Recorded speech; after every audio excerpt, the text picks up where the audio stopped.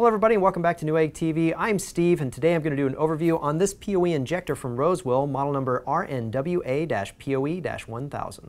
Alright guys, now before we go too much further ahead, I want to mention a couple things about PoE if you don't already know what it is. Now it stands for Power over Ethernet, and the best way for me to explain it is for easier development of network, cameras, VoIP, phones, and wireless access points for deployment in very hard to reach or unpowered areas. It's basically going to utilize the Ethernet cable for both data and low wattage power.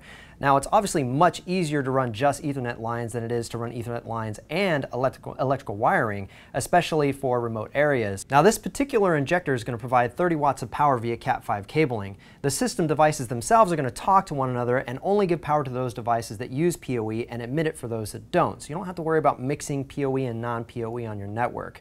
Now let's take a closer look at this device. Now this is model number RNWA-PoE-1000. That stands for 1000 or 1 gigabit Ethernet connection. So something to keep in mind because there is a 100 megabit per second connection as well. That's a different model number though. I think that's -100 as opposed to 1000. But I wanted to show you a couple of ports. These are the two most important ports here. First and foremost, we do have the PoE and data connection here. That's where it's going to actually give the power back into the network. And this is the standard data. So this is where you're going to take your Ethernet cable that comes right off your router and plug it directly into here. And then it's going to supply power from here on the way out. Now something you might want to pay note to, because some of you out there might not know this. You might be thinking to yourself, oh, what about the interference if I have power along with data going down the same cable? You don't have to worry about electrical power interfering with data signals. The AC power itself is going to operate at 60 hertz or less, and data signals operate between 10 to 100 million hertz. And since they operate at different ends of the frequency spectrum, you shouldn't have to worry about interference. So I wanted to mention that as well. Now, in terms of IEEE compliance, we're looking at IEEE 802.3.8AF, I should say, and that is the standard Type 1 Power over Ethernet compliance. And then, of course, there's PoE Plus, which is IEEE 802.3AT, both of which this particular device is compliant with. So you should be good to go with anything you're concerned with in terms of power needs with PoE.